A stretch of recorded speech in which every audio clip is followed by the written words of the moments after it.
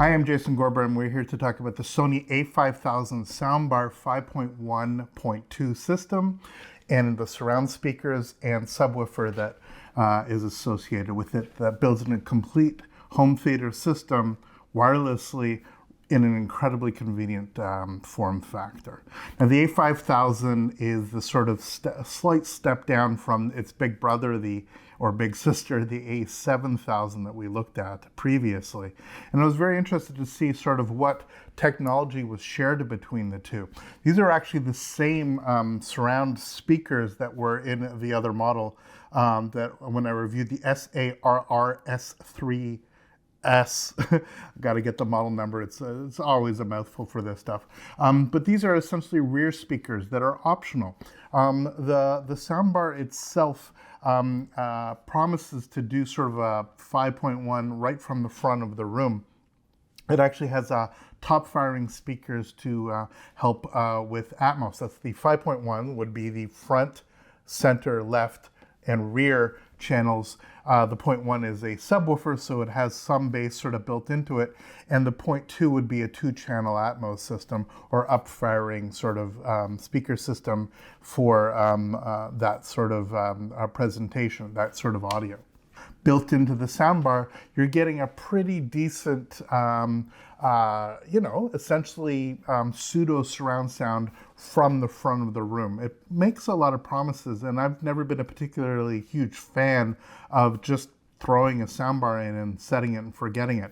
Yes, it has some bass in it, but not nearly enough, especially for movie soundtracks as a big movie guy. And really, as much as you try to fake it, you're never really going to get a true sort of surround setup or feeling, soundscape from almost any soundbar.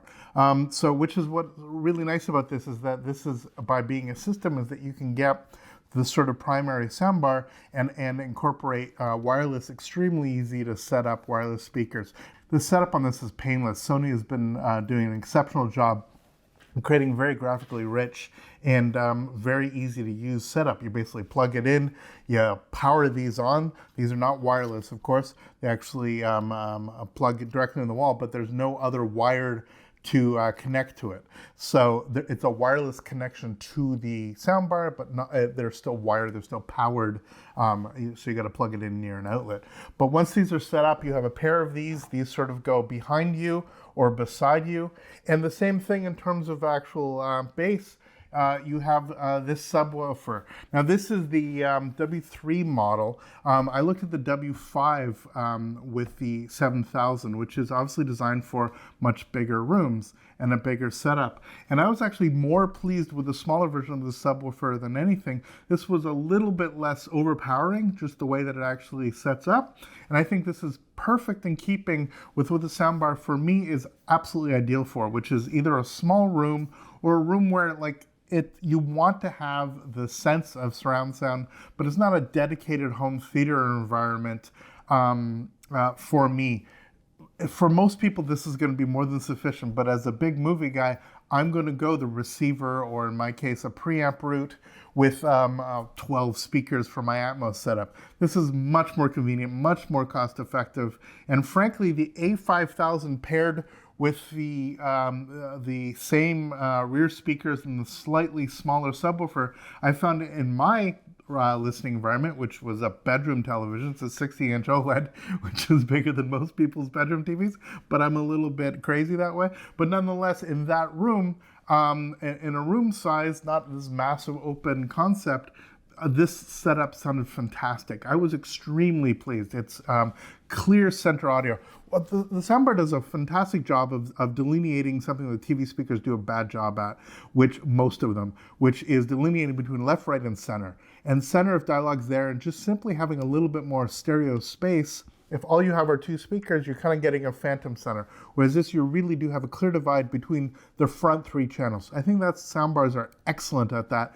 And all the other stuff, especially in terms of doing sort of rear speaker, virtual real speaker, I think is less good at. In terms of the up-firing stuff, that's sort of slightly more debatable. The difference between actually having real ceiling-mounted speakers down-firing speakers obviously is going to be better, but the Atmos is sort of like sort of whipped cream on top of a dessert. It's an added element. But for everyday listening, I don't care if you're listening to news or listening to music or listening to the biggest blockbuster off either streaming or a disc, the central divide between center, left, and right is absolutely critical, and this soundbar does a very, very good job at that. Add in these to give that sense of ambience, which is the sort of second level, but still absolutely critical and fantastic. And I would say in terms of bass, look, you can get away with just a sound bar and getting that sort of first 3 channels, but if you add in a subwoofer, you want the subwoofer to not overwhelm what's coming out in the front, and you want it to not be so boomy and so obnoxious that it overtakes everything else that's going on in the soundtrack. And I think that this model does an extremely, extremely good job of basically integrating it, but making it feel that I don't think, oh, like, oh, there's a subwoofer, there's a soundbar, there's the speakers there. I'm just hearing noises, ambience, music coming from all these different places. So for me, the sort of A5000 absolutely hits the sweet spot. I think if you're looking at the A7000, which we looked at before, it is extraordinary. It's an incredible piece of technology. But frankly, if you're getting into that level, in that a room that really benefits from the soundbar of that size, you really probably should also be considering going the receiver or route with actual wired speakers. It's probably you're certainly not getting something for nothing, as it were.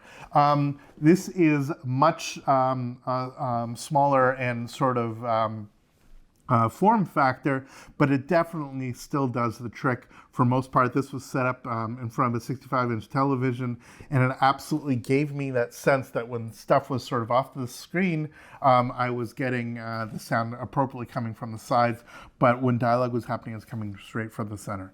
So again, given everything, if you're going the soundbar route, and we absolutely understand the reasons for doing that, the convenience, the ease of use, I really think that you may consider not just going the soundbar, but actually integrating it in the full system. I think that's really where you're going to get the most out of this model. But going with the A5000, the slightly smaller but extremely effective 3-model subwoofer, as well as the same rear surrounds, you are going to get a true 5 point, so 1, 2, 3, 4, 5, 0.1, 0.2 with the up-firing speakers on here system. You're going to get the basis of an exceptional soundbar system that's as good as I think anything on the market, certainly within the price range. This is an extraordinary accomplishment by Sony, and it's absolutely something that I would put into my system if I had a chance to do so. So there we go. I'll look at the A5000 as a full system. I hope you enjoyed the video. Please let us know on the comments about what you think, whether you've experimented with this, and whether or not you believe that there's other advantages of using a soundbar that maybe I haven't articulated. We'd love to hear from you. There's plenty more videos on this channel we'd love you to check out, and thanks so much for watching. We will see you next time. All the best.